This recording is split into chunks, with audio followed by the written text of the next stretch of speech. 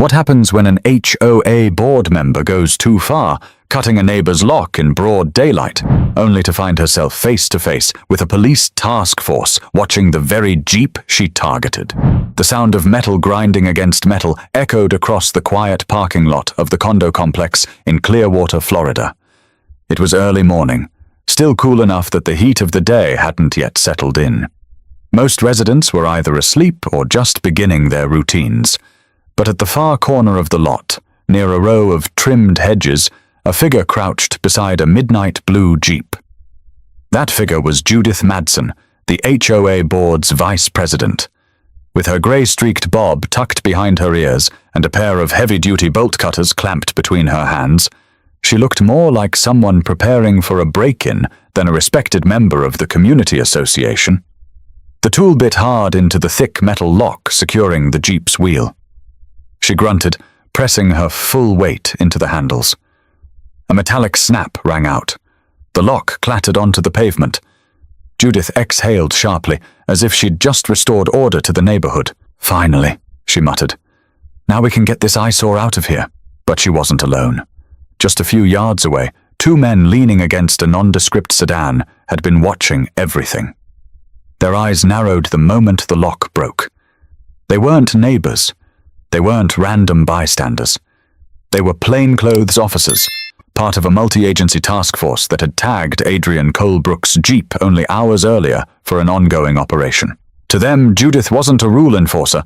She looked like a saboteur tampering with evidence. "Ma'am, put the cutters down!" one of them barked, striding forward.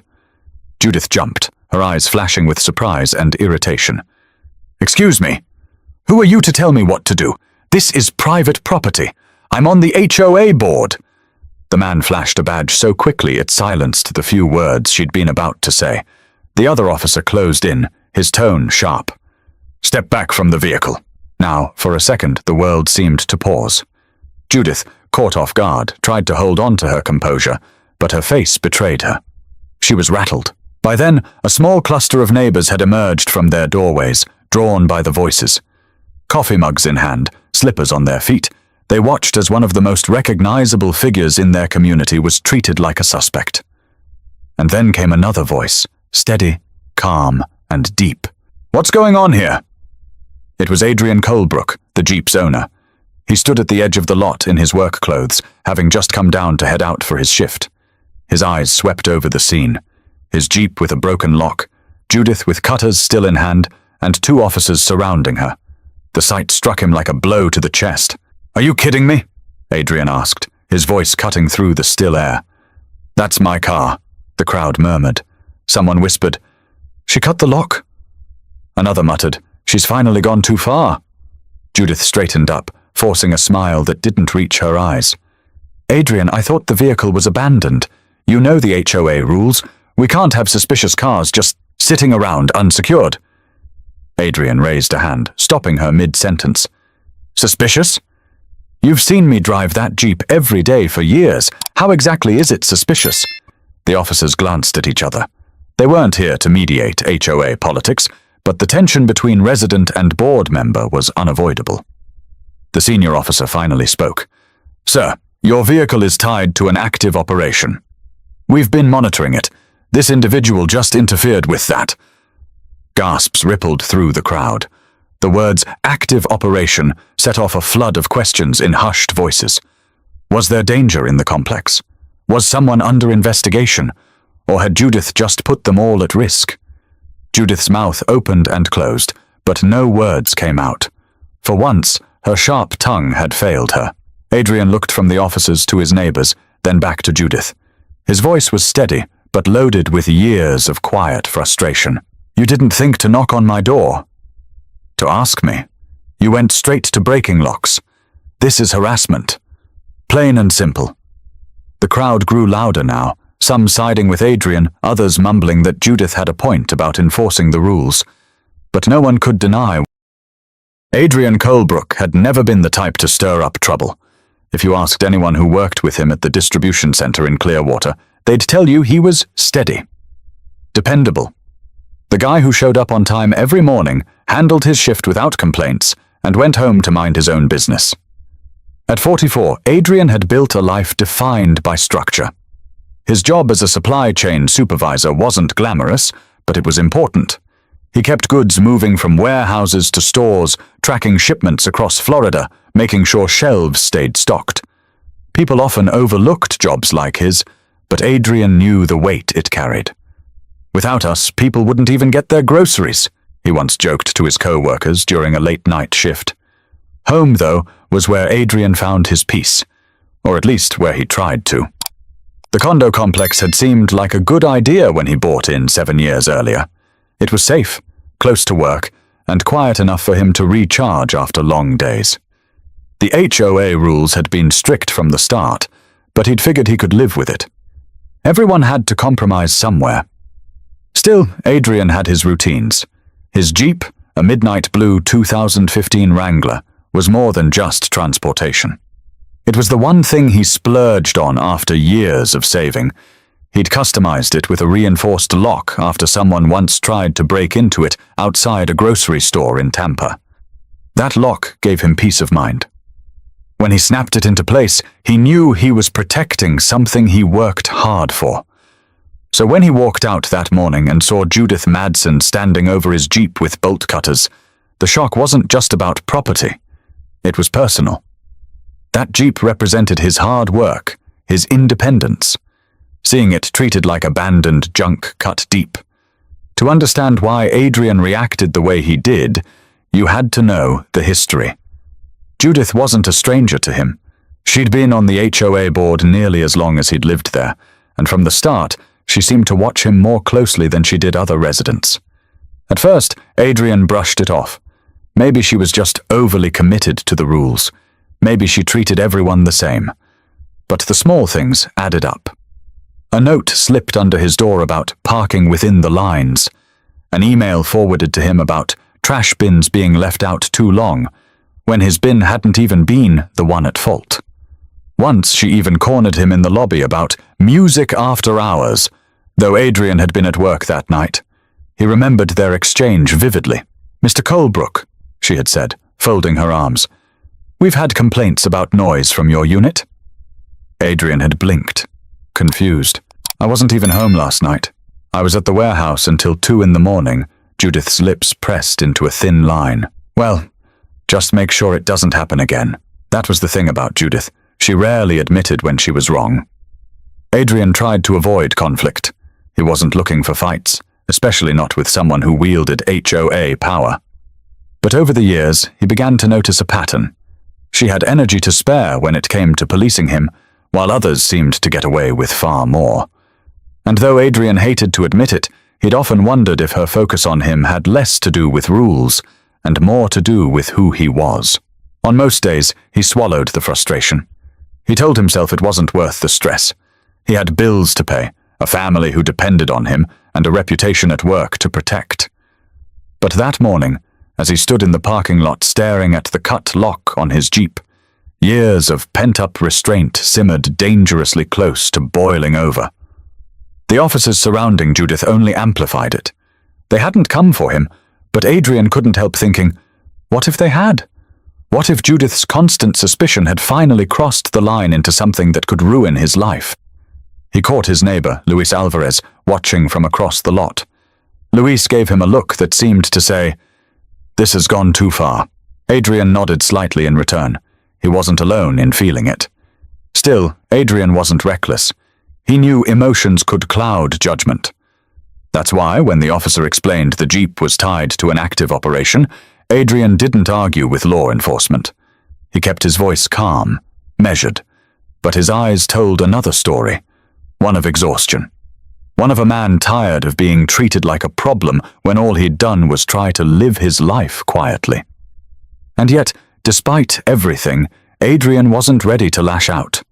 He still held on to one thing Judith didn't seem to: patience. But patience has limits, and Adrian was about to find out just how quickly his neighbor's loyalties could shift once whispers started spreading. If you lived in the Clearwater Shores condominiums long enough, you knew who Judith Madsen was. You didn't have to be friends with her, or even speak to her, to learn her reputation. It spread through conversations in the mailroom, whispers by the pool, and sighs exchanged when her name came up at meetings. Judith was the type of person who made her presence known without even trying. At 58, Judith carried herself with the sharpness of someone who believed she was always the smartest person in the room. Her posture was rigid, her tone clipped, and her expression rarely softened. She'd worked in finance before retiring early, something she often reminded neighbors of when money came up in HOA discussions. "I know how to manage budgets," she'd say, tapping her pen against the table as if the rest of the board should just fall in line. For years, Judith thrived on her role as vice president of the HOA board. She treated the position less like a volunteer duty and more like a badge of authority. Where others saw a community, she saw a system of rules to enforce, structures to uphold, and order to impose. If a bike was left in the hallway for more than a few hours, Judith sent an email. If patio furniture didn't match the approved styles, Judith left a notice. If a resident's car looked slightly dusty, Judith took pictures. And she was relentless in meetings. Anyone who dared to challenge her faced a barrage of questions until they either gave in or walked away exhausted. Some residents admired her. "At least she keeps things in check," one neighbor, Sharon Klein, once said. "You know Judith won't let the place fall apart." Others weren't so generous. "She polices this place like it's a military base," Luis Alvarez muttered to Adrian one evening, shaking his head as they stood near the mailboxes. But Judith never seemed to notice the resentment. Or maybe she noticed and just didn't care. To her, she wasn't the villain. She was the protector of property values, the one ensuring standards stayed high. Yet beneath that self-proclaimed duty lurked something harder to ignore. A pattern. Over the years, people began to notice that Judith's watchful eye didn't fall equally on everyone. Adrian wasn't the only one who felt her pressure. Tonya Whitfield, a nurse who lived in the South Building, once came home after a double shift to find a violation notice taped to her door because her welcome mat was too worn. The mat had been on her doorstep for only a month. Meanwhile, another resident in a different building had a cracked doormat that sat outside his door for half a year with no word from Judith. And then there was Paul Donnelly, a retired firefighter who'd once confronted Judith in front of the board. "Judith," he'd said firmly, "you don't enforce rules. You enforce your rules, and you pick your targets." Judith's lips had curled into a tight smile. "Mr. Donnelly, if you have a problem with my methods, you're welcome to run for the board yourself." That was her strategy. Deflect, dismiss, and double down. Still, even with complaints stacking up, Judith maintained her influence. Why? Because she knew the bylaws inside and out. She could quote them like scripture. And in a place where most residents didn't have the patience to argue over fine print, Judith's confidence often carried the day. But there was another layer to Judith that made her even harder to confront. She saw herself as misunderstood. To friends outside the condo, she painted a different picture. "I just care about keeping things nice," she told her sister over coffee one afternoon. "People act like I'm the bad guy, but if it weren't for me, that place would look like a dump." Her sister raised an eyebrow. "You sure you're not going too far?" Judith shook her head, her tone clipped. "No, I'm the only one willing to do what needs to be done." That self-image, protector, not aggressor, was what fueled her the morning she cut the lock on Adrian's Jeep. In her mind, she wasn't vandalizing. She was enforcing. She wasn't targeting Adrian. She was preserving order. But to the neighbors watching her now, it didn't look like order. It looked like obsession. And once plainclothes officers revealed their involvement, the narrative Judith had clung to for years began to crack. The woman who prided herself on control suddenly looked reckless, even dangerous. Still, Judith wasn't the type to back down. Her expression that morning, even when confronted, carried the same stubborn defiance people had seen in every HOA meeting. The problem was, this time, she wasn't sparring with tired neighbors. She was standing in front of law enforcement, and the consequences weren't limited to angry glares or a heated email chain. But the real trouble wasn't what happened in the parking lot. It was what people were. The moment the lock hit the ground, the atmosphere in the condo parking lot shifted. What had begun as a single woman with bolt cutters turned into a scene no one could ignore.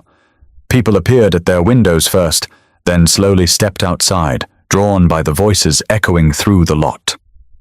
Adrian stood frozen for a beat, his work bag still slung over his shoulder. His Jeep, the vehicle he relied on for everything from commuting to weekend trips, sat there with its lock sliced open like it was junk metal. And beside it was Judith, bolt cutters in hand, surrounded by two officers who were clearly not amused.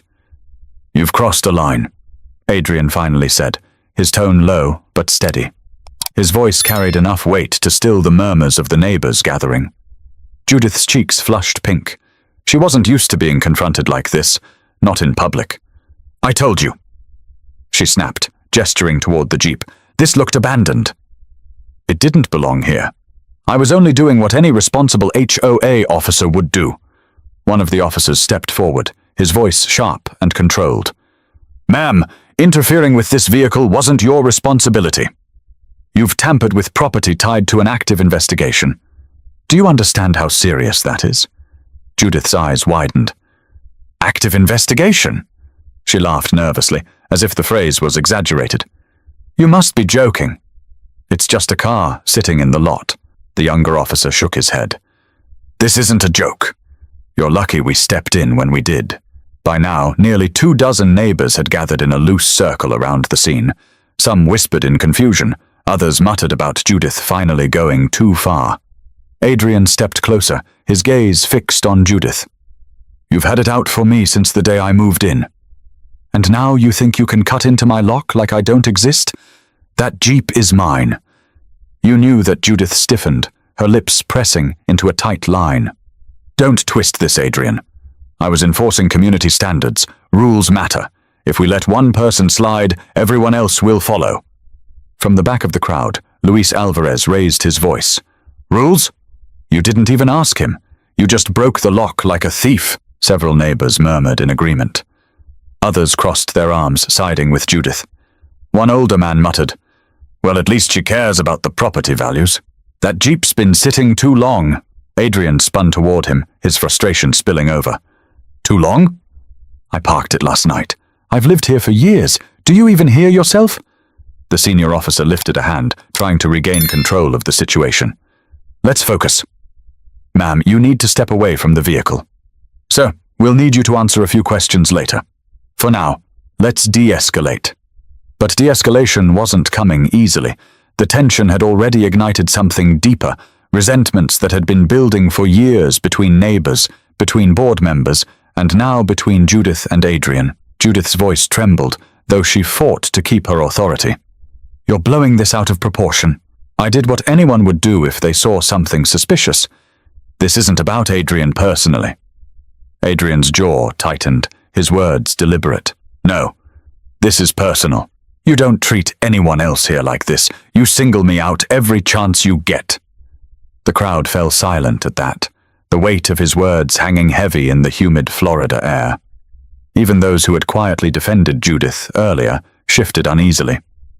A woman from the second floor, Paula Grant, finally spoke up. "Judith, you've been sending me emails about my plants for months, but you never went after anyone else's. You pick favorites and targets." Judith whipped around, her face hardening. "This isn't about plants, Paula. Don't drag irrelevant issues into this." But the neighbors weren't listening to her anymore. The focus had shifted. It wasn't just about the Jeep. It was about the way Judith had operated for years, unchecked, her authority rarely questioned. The senior officer glanced at Adrian, then at the crowd. His tone softened slightly. "Sir, I understand this is upsetting. We'll need to document what happened here, and there may be consequences for tampering with your property. For now, though, we need everyone to go back inside. This is still part of an active operation, and we can't compromise it further." Adrian nodded slowly, though his eyes stayed locked on Judith. "I'll answer your questions, but I'm not letting this slide." Not this time. Judith opened her mouth as if to argue, but the weight. As the officers escorted Judith a few steps away, the neighbors lingered, buzzing with hushed conversations. Some shook their heads, others whispered theories about the investigation, and a few simply stared at Adrian with sympathy. The lines were being drawn right there in the lot. Some would defend Judith, clinging to the order she claimed to maintain. Others would rally behind Adrian, seeing the morning's events as proof of something they'd felt but never spoken aloud. But as the neighbors drifted back inside, one thing became clear. This wasn't going to stay a parking lot incident. It was about to tear the community in two. By noon, the story had already taken on a life of its own. What started in the parking lot that morning didn't stay there. In a place like Clearwater Shores, word traveled faster than wildfire. By the time Adrian came home from work that evening, people were already choosing sides. At the pool, two retirees, Frank Delaney and Howard Briggs, leaned against the fence, voices low but sharp. "I'm telling you, Judith was right," Frank insisted. "You let one car sit there with a lock on it. Next thing you know, the place looks like a junkyard. She's the only one keeping the line." Howard frowned. "Cutting locks in broad daylight? In front of everyone? That's not keeping the line. That's crossing it." She embarrassed herself, and she embarrassed this community. Adrian heard snippets like this everywhere, at the mailboxes, at the dumpsters, in the elevator. People didn't just talk about the Jeep anymore. They debated what it meant. In the laundry room, Tonya Whitfield overheard two women whispering, "You know she only went after him because it's Adrian," one said. "Come on, you think she cares who owns it? She's just obsessed with rules." Tonya shook her head, folding her scrubs. "I've lived here long enough to know the difference. Judith doesn't treat everyone the same. Ask anyone she's targeted." The women went quiet, avoiding her gaze. Meanwhile, Judith wasn't retreating. By that afternoon, she was already emailing the community mailing list. Her subject line read, "Clarification on this morning's incident." The body of the email was long, full of official-sounding language about protecting the integrity of the property and responding to suspicious vehicles. But neighbors read between the lines. Judith didn't apologize. She doubled down, insisting she'd done the right thing and that she was being unfairly vilified. Adrian read the email twice, his jaw tightening. She wasn't just refusing responsibility, she was painting herself as a victim. He tossed his phone onto the couch, frustrated. Later that night, he called Louise. "Did you see her email?" Adrian asked. Louise snorted. "Saw it, deleted it. She's not fooling anyone. Half this complex watched her cut that lock." Adrian sighed. "But some people are siding with her. They think I'm the problem. Let them talk." Louise replied. "You've kept your head down for years. People know you. They know the truth." But Adrian wasn't so sure. Perception mattered, especially in a close-knit community where gossip could turn into reputation. He'd seen how quickly narratives formed, how people repeated what they heard without stopping to question it. At the corner convenience store 2 blocks away, the clerk even brought it up as Adrian paid for a pack of water bottles. "Hey man, you live over at Clearwater Shores, right?" the clerk asked. Adrian hesitated. "Yeah," the clerk smirked. "Heard one of your board members got caught messing with your Jeep." People been talking about it all day. Crazy stuff. Adrian forced a small laugh, but inside he felt his chest tighten. The story wasn't just local. It was bleeding outside the walls of the condo community. Back at the complex, the division became even more obvious. One group of residents congregated near the pool, nodding along as Frank praised Judith's dedication. Another group sat around the courtyard picnic tables, venting frustration about her behavior. "She thinks she runs the place," Paula Grant said, her voice cutting through the chatter. "And we've let her. That's the problem. We've all been too quiet for too long," Tonya added. "She's never once apologized for her mistakes. Not once. This morning proved she'll cross any line to get her way." Adrian sat among them, quiet at first. Finally, he spoke. "I don't want to live in a place where I'm treated like I don't belong. I've done nothing but follow the rules, and still, here we are." The group fell silent, the weight of his words sinking in. For them, it wasn't just about Judith's overreach anymore. It was about the kind of community they wanted to live in. But across the pool deck, Judith was holding her own impromptu gathering. She stood tall, her arms folded, surrounded by neighbors who still believed in her. "She's being painted as the villain," Frank said, pointing toward the other group. "But she's the only one who actually cares enough to enforce things. If we lose people like Judith, This place falls apart. Judith nodded, lips pursed. Exactly. People want comfort without responsibility. They don't realize what it takes to keep standards high. The divide was clear, visible, and growing. And Adrian knew something else. When neighbors start to fracture into camps, small disputes turn into long wars. But Judith wasn't just facing whispers anymore. Her next moves would put her reputation, and the HOA itself, under even harsher scrutiny. That night, after the noise of the courtyard died down and neighbors retreated into their condos, Adrian sat alone at his kitchen table. The overhead light buzzed faintly, casting shadows across the bills and unopened mail scattered in front of him. But it wasn't money or paperwork weighing on his mind. It was the day's events replaying over and over like a film he couldn't turn off. He rubbed his temples and stared at the key fob for his Jeep. The image of Judith, crouched with bolt cutters, wouldn't leave him. It wasn't just about the lock. It was the humiliation, the violation of trust, and the fact that it happened in front of his neighbors. For years, Adrian had kept his head down. He believed in staying patient, in not feeding conflict. But now, he wondered if that patience had made him an easy target. His phone buzzed. A text from his sister, Monica Colebrook Price, lit up the screen. Heard about what happened. Louise called me. Are you okay? Want me to come by? Adrian hesitated, then typed back, I'm fine. Just tired. We'll talk tomorrow. But he wasn't fine. He could feel the stress sitting in his chest, heavy and unshakable. Later, unable to sleep, Adrian called Louise anyway. You ever feel like no matter what you do, it's never enough? Adrian asked. Louise exhaled on the other end. All the time, brother. But you can't let her define you. People saw what happened. They know who's right. Some do. Adrian muttered. But others are siding with her. And she's spinning it like I'm the one making a scene. Like I'm the problem. Louise paused. So what are you gonna do? Just let it slide again? That question hit hard. Adrian leaned back, staring at the ceiling. For years, he'd chosen silence. He told himself it was strength, that walking away from conflict was better than feeding it. But silence also gave Judith room to keep pushing. And now it had led here. His property cut open, his reputation questioned. The next morning, Adrian met his cousin Devon Price for breakfast at a diner off Gulf to Bay Boulevard.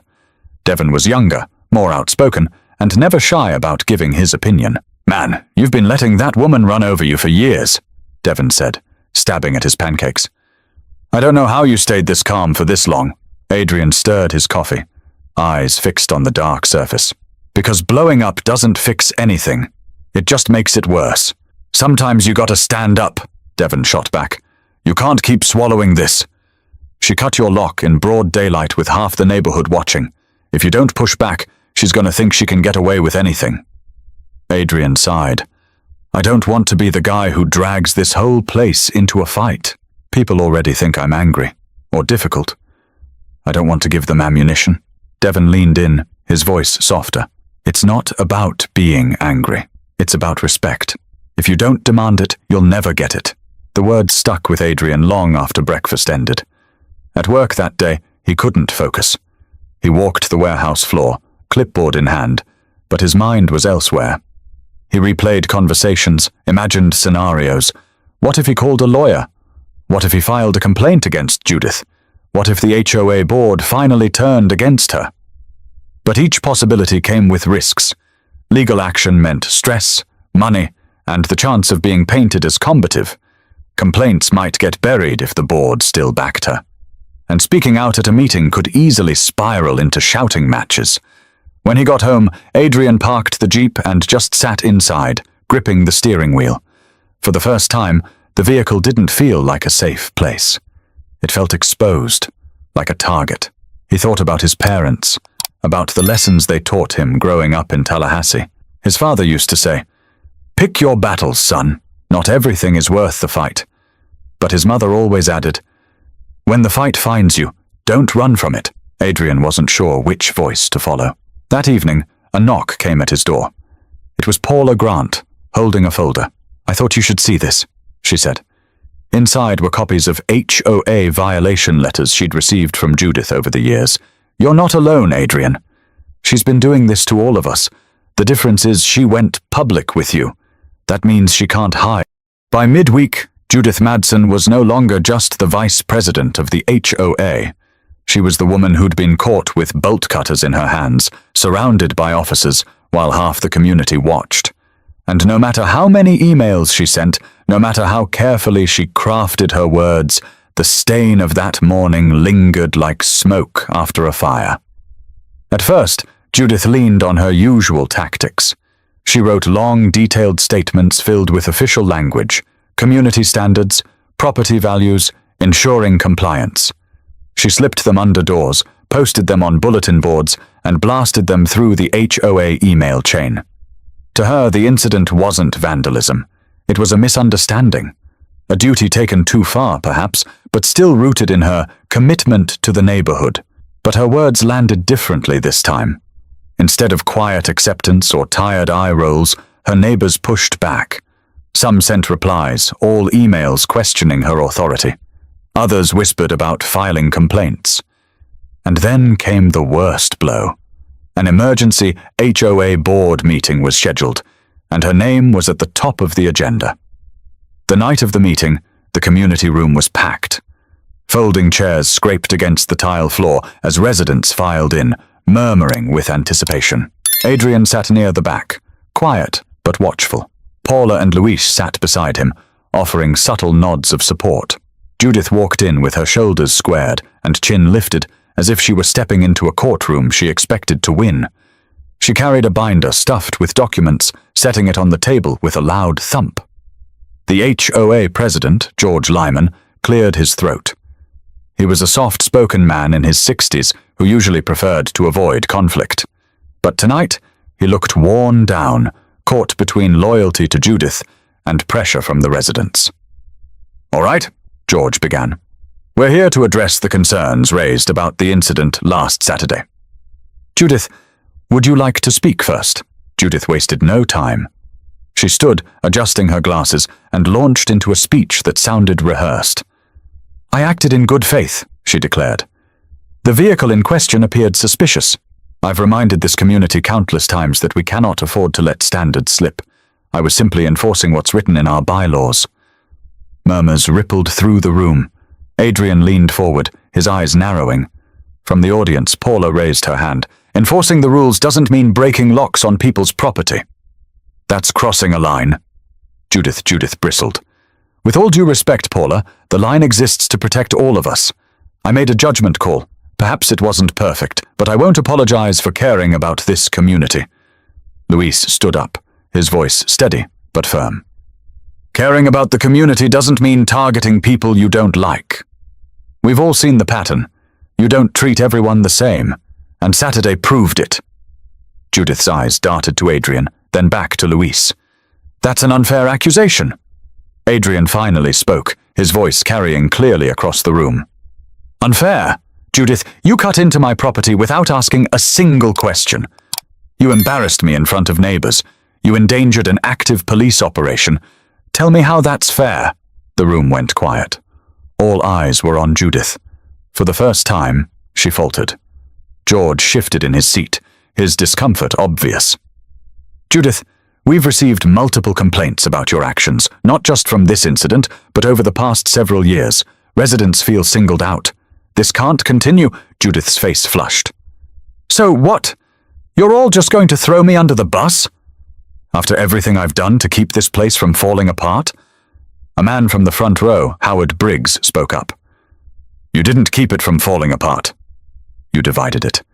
That's the difference." The words hung heavy in the air. Even Judith seemed to feel their weight. George cleared his throat again. "Judith, the board will be reviewing your role and considering disciplinary action up to and including removal from your position." Gasps echoed across the room. Adrian sat back, processing what he'd just heard. For years, Judith had seemed untouchable. But now, for the first time, her authority was crumbling. Judith slammed her binder shut. "This is ridiculous." You're all being manipulated by a handful of complainers. You'll regret this when property values drop and standards collapse." She grabbed her bag and stormed out, the door slamming so hard the frame rattled. The room buzzed with voices immediately after. Some were relieved, others stunned. But most agreed. It was time for change. Adrian stayed quiet, his gaze fixed on the empty doorway. A part of him felt satisfaction. Yes, but another part knew this wasn't over. Judith wasn't the type to accept defeat quietly. But while Judith battled her neighbors, another force was closing in, because law enforcement had their own perspective on what she had done, and their patience was running thin. For the officers involved, Saturday morning wasn't just neighborhood drama, it was interference with their work. And in law enforcement, interference could mean danger. The Jeep Adrian parked the night before wasn't chosen by accident. The Clearwater Shores lot had been tagged by a task force that was quietly monitoring a suspect tied to a string of thefts stretching across Pinellas County. The vehicle itself wasn't under suspicion, but it was part of their staging area. The lock on Adrian's wheel was supposed to be a marker, an indication to agents that no one had tampered with it overnight. When Judith cut that lock, she didn't just break a piece of metal. She broke the trust that law enforcement needed to operate in silence. At the Clearwater Police Department the following Monday, Detective Ralph Denning met with his team to review the incident. Files and surveillance notes cluttered the table, but the conversation kept circling back to Judith. "She had bolt cutters?" one officer asked, eyebrows raised. "Full-sized," Denning confirmed. "Went straight at it. No hesitation. If we hadn't been there, she would have had it towed before noon." Another officer leaned back in his chair. "That could have blown the whole operation. If our guy had spotted the tow truck, we'd have lost him." Denning rubbed his forehead. "Exactly. We can't have civilians interfering like this. It wasn't just overstepping, it was reckless. Word of the report spread quickly." While Judith argued about bylaws in community emails, police were drafting paperwork that could carry far more weight than HOA complaints. The possibility of charges, property damage, interference with law enforcement was real. By Tuesday afternoon, an officer knocked on Adrian's door. "Mr. Colebrook," the officer said, holding a notepad. "We're following up on the incident involving your vehicle. Can we get your statement?" Adrian stepped aside, letting him in. He recounted everything he'd seen. The broken lock, Judith's excuses, the officers stepping in. He didn't exaggerate. He didn't need to. The facts spoke for themselves. When Adrian finished, the officer closed his notebook. "We may need you to testify if this goes further. Are you comfortable with that?" Adrian hesitated. He'd never been the type to seek the spotlight. But this wasn't about attention. It was about accountability. "If it comes to that, yeah. I'll do it." The officer nodded. "Thank you. You did nothing wrong here. Just know, from our side, this was serious. She's lucky we didn't treat it as obstruction on the spot." After the officer left, Adrian sat at his kitchen table again, staring at the half-empty coffee cup in front of him. He hadn't asked for this fight, but now the police were confirming what he'd felt in his gut all along. Judith's behavior wasn't just irritating, it was dangerous. Meanwhile, Judith wasn't silent. She phoned friends, called relatives, and even visited a lawyer downtown. Sitting across from attorney Clara Winstead, Judith recounted the story with her usual dramatic flair. "They're making me out to be a criminal," Judith huffed. "I was protecting the community. And now the police are threatening me? Over what? A lock on a car?" Clara listened carefully, jotting notes. "Judith, I need you to understand. Cutting someone else's property, especially when police are involved, is a liability issue. At minimum, you're facing potential civil claims. At worst, criminal charges." Judith's face hardened. "This is absurd. I'm the one who should be pressing charges." "That Jeep was suspicious?" Clara sighed. "Suspicion doesn't give you authority to destroy property. You don't have that power. If law enforcement pursues this, you'll need to prepare for court." For once, Judith didn't have a quick rebuttal. She stared at her hands, fidgeting with her watch. Back at Clearwater Shores, neighbors caught wind of the police angle. Louise told Adrian, "I heard from Frank's wife. Cops might charge her." Can you imagine? Judith, with an actual record? Adrian didn't laugh. "She'll fight it. She won't admit she was wrong." Not ever, Louise nodded. Yeah, but maybe this time it's out of her hands. The possibility brought Adrian no joy, only a strange mix of relief and tension. Relief that accountability was finally on the horizon. Tension because he knew how Judith operated. Corner her, and she'd lash out harder. For the task force, the priority remained the ongoing investigation. But Denning made it clear in his report. Civilian interference nearly compromised active surveillance. Recommend formal warning and potential charges to deter similar incidents. It wasn't flashy. It wouldn't make headlines. But for Adrian and his neighbors, it meant Judith's reign of unchecked authority was no longer protected by HOA politics alone. Now, law enforcement was in the picture, and that changed everything.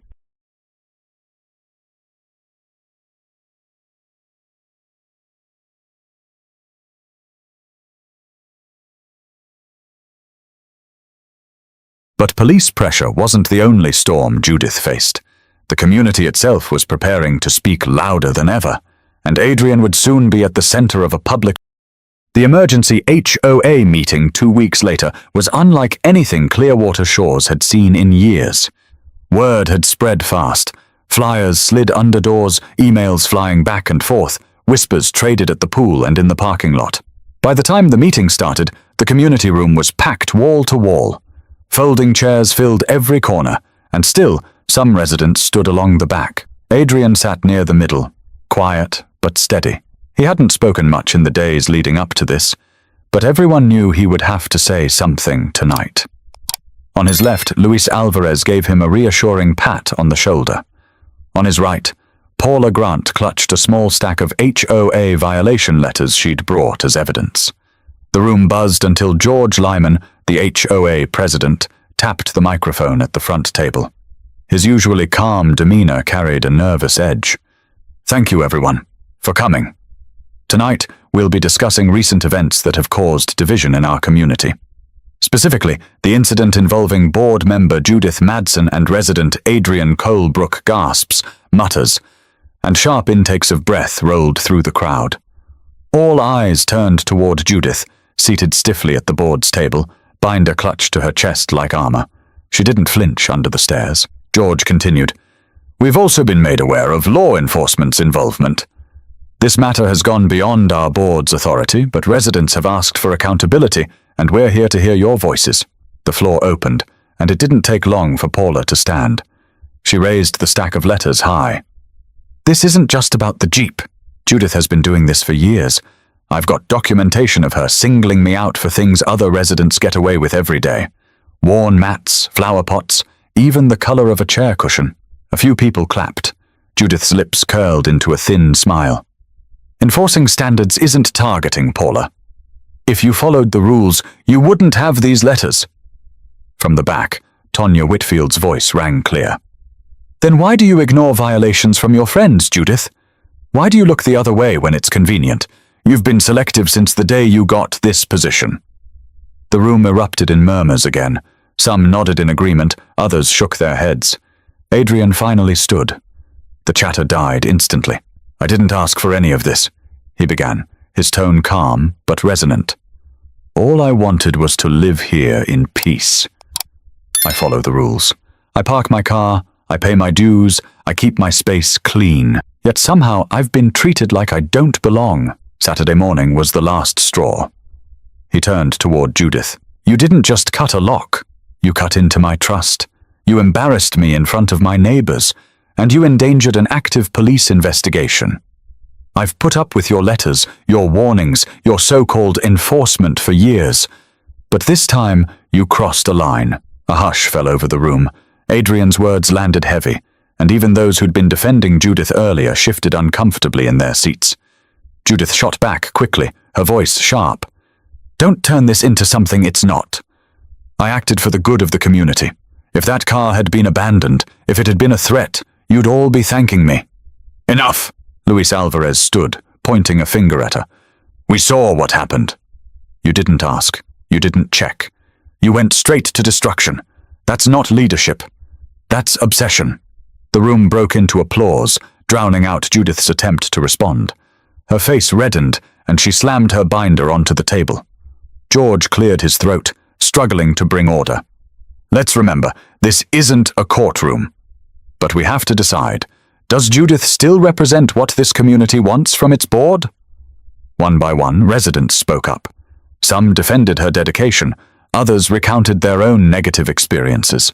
The air grew heavier with every story, every accusation, every acknowledgement of fear or frustration. Finally, George raised his hand.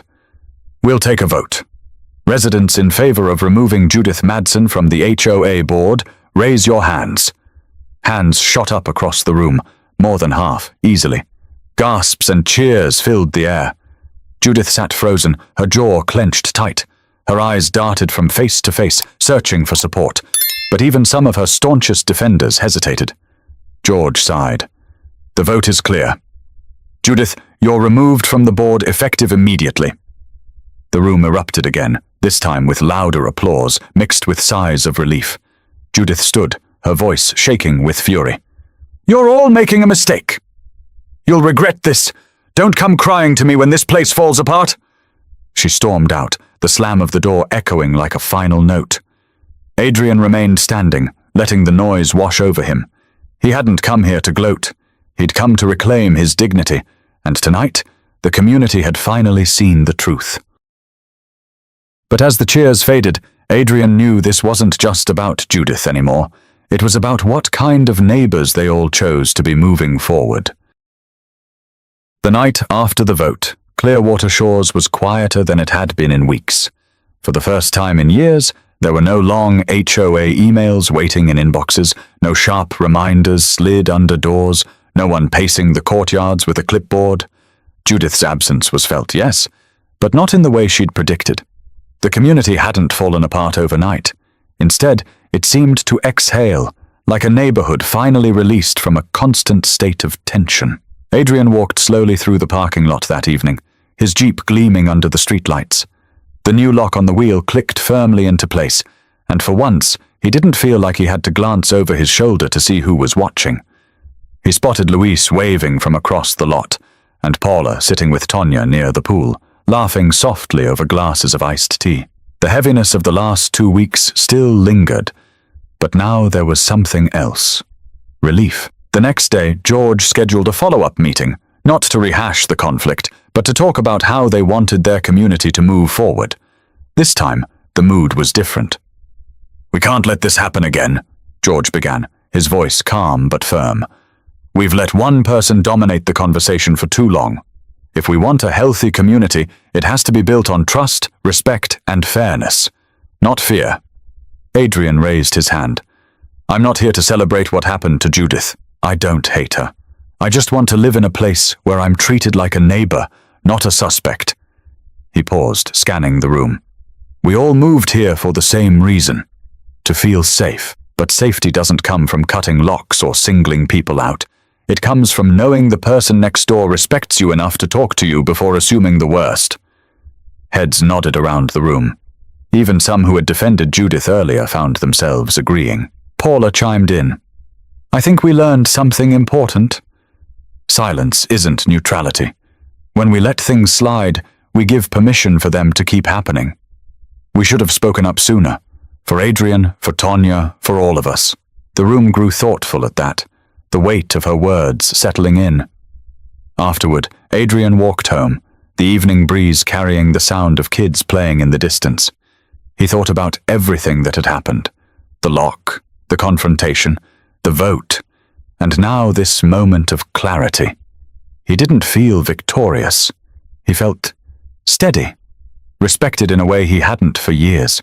Later that week, Adrian visited his parents in Tallahassee. Sitting on the back porch, he told his father the whole story.